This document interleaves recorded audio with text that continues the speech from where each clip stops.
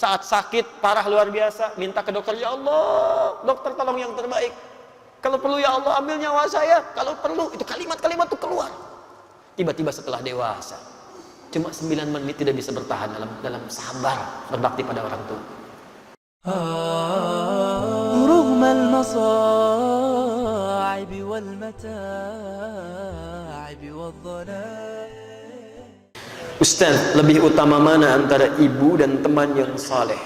Masya Allah. Kenapa Anda tidak menjadikan ibu Anda sebagai teman yang saleh dalam kehidupan? Ibu jelas lebih utama. Bahkan ibu dibandingkan dengan ayah pun ibu disebutkan 3 kali. Bahkan dalam Al-Quran setelah mengatakan sembah Allah, berbakti pada orang tua, ibu yang disebutkan pertama kali.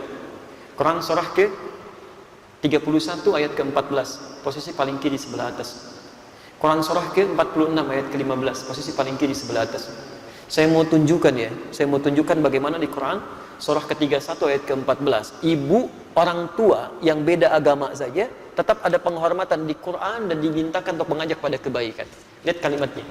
Wassaynal insana biwalidayhi wa wassaynal insana biwalidayhi. Dan kami wasiatkan kepada setiap manusia untuk berbakti pada kedua orang tuanya.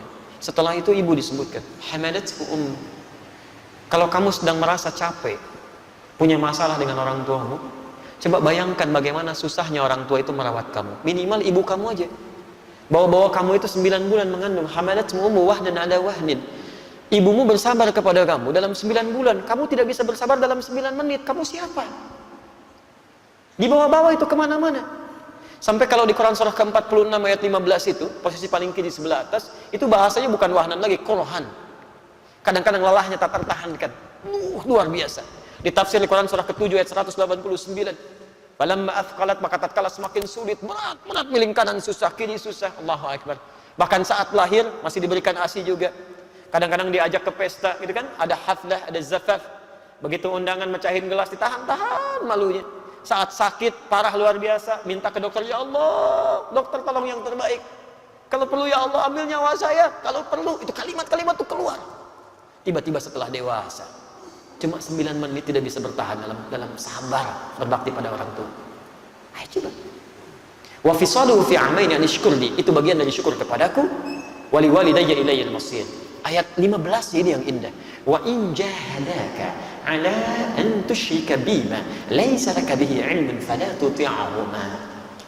Tapi jika ibunda kamu atau ayahanda kamu beda keyakinan denganmu, kemudian memaksa engkau untuk beribadah menurut kepercayaannya, jangan ditaati.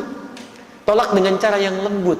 Wa sahibhuma fid dunya ma'rufa. Tapi jangan sampai perbedaan keyakinan itu menjadikan kamu berbuat buruk pada orang tua. Tetap temani dia. Bahasanya sahib dari kata sahabat. Sahib itu sesuatu yang lekat. Zamannya ashab. Ada orang yang lekat dengan surga tak terpisahkan, ashabul jannah. Ada orang yang lekat dengan neraka tak terpisahkan, ashabun nar. Makanya disebut dengan sahabat, lekat. Lekat itu sekalipun fisiknya tidak berada bersama-sama, tapi Masya Allah tetap mendoakan dalam kebaikan. Orang tua yang berbeda agama saja, kata Quran, tetap pergauli dengan kebaikan dalam urusan dunianya. Doakan dia. Tingkatnya tinggi. Karena itu masih ada kewajiban bagi kita untuk berdakwah dengan kelembutan. Ya, silahkan di Quran surah ke-16 ayat 125. Ud'u ila sabili rabbika bil hikmah. Ajak yang belum paham dengan jalan kepada dengan hukum Allah itu ke jalannya dengan hikmah. Ya, jangan dengan kalimat yang tidak menyenangkan, ajak dulu dengan hikmah, doakan, lembutkan. Saya sarankan kalau ada orang-orang keras, susah diberikan peringatan, jangan dilawan dengan kekerasan lagi, salah itu. Dengan doa dulu, Pak. Saya beri contoh, Nabi Musa alaihissalam dengan Fir'aun. Fir'aun misalnya. Kenal Fir'aun? Alhamdulillah. Kalau antum kenal saya bingung, antum kenal di mana gitu ya. Fir'aun itu makhluk manusia, bukan hanya luar biasa bengis ya, tapi menyebalkan. Kalimat-kalimatnya tajam.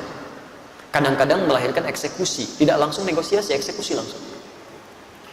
Itu rambutnya nggak enak dilihat. Tolong pisahkan kepala dari badannya. Bukan nyuruh-nyukur. Makanya Nabi Musa alaihissalam ketika berdakwah kepada Fir'aun ini, itu memohon kepada Allah supaya hatinya diberikan kelapangan. Kalau hatinya sudah lapang, luas, jadi cacian-cacian itu nggak cepat tersinggung nanti. Tidak cepat tersinggung. Bayangkan kalau Nabi tersinggung, cuma mengangkat tangan berdoa, ya Allah ini manusia menjengkelkan sekali, wafatkan saat ini. Meninggal dia. Dikabulkan. Cuman hikmah dakwah dari peristiwa itu nggak ada untuk kita. Maka ketika sebelum datang kepada Fir'aun, beliau berdoa, qala rabbi shrahli sadri wa yassir li amri wahlul 'uqdatan min lisani yafqahu qawli. Itu rumusnya, rabbi shrahli sadri, ya Allah lapangkan hati saya, supaya kalau mendengar kalimat-kalimat yang tidak nyaman, saya bisa tahan. Orang tua misalnya, antum mulai ngajak pada kebaikan, Pak, ayo sholat, itu kan, kamu ngajak-ngajak sholat, ya kan, udah nanti aja lah, Papa juga tahu lebih duluan daripada kamu, sabar. Ayo Pak, kan tidak harus seperti itu, Papa kok gitu amat, si amat aja nggak gitu, ya kan, itu kan si amat, bukan Papa. Mana rame gitu kan, pelan-pelan doa lagi, pelan-pelan doa lagi. Jadi kalau sudah dilembutkan hatinya oleh Allah, itu mudah kalimat-kalimat mas. Saya pernah satu kali ada seorang yang datang berubah, sibuk luar biasa, punya jabatan di pekerjaannya, Masya Allah. Begitu berubah, orang tuanya marah karena dia merasa dunianya tertinggalkan, padahal bukan tertinggalkan, menyesuaikan dunia untuk kepentingan akhiratnya, dikerjakan juga tugasnya. Siapa yang membuat kamu berubah? Kalau kamu tidak mampu menyelesaikan, Papa yang turun tangan, sampaikan ini. Waduh, itu baru tangannya, belum kalau turun kaki macam-macam dan sebagainya. Dan itu punya posisi juga, ini pasukan luar biasa lah, nggak perlu saya sebutkan ya. Apa yang terjadi? Saya nasihatkan, doalah kepada Allah, minta kebaikan, minta melembutkan hatinya, pasti akan diberikan jalan.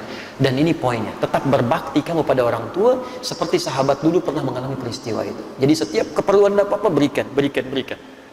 Ketika nasihat itu sampai, nilai Quran diberikan, qadar Allah, ternyata ujian itu datang. Ibunya sakit Pak.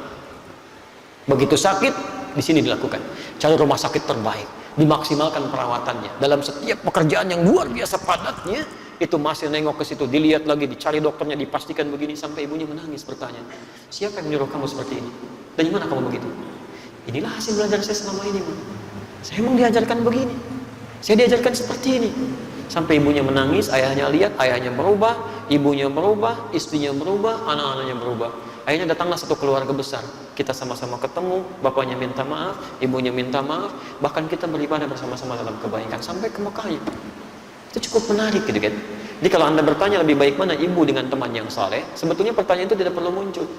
Anda punya tugas menjadikan ibu Anda saleh dan mempertahankan pertemanan dengan teman saleh Anda. Dan teman Anda yang saleh akan mengajak Anda untuk berbakti kepada orang tua. Itu poin. Jelas?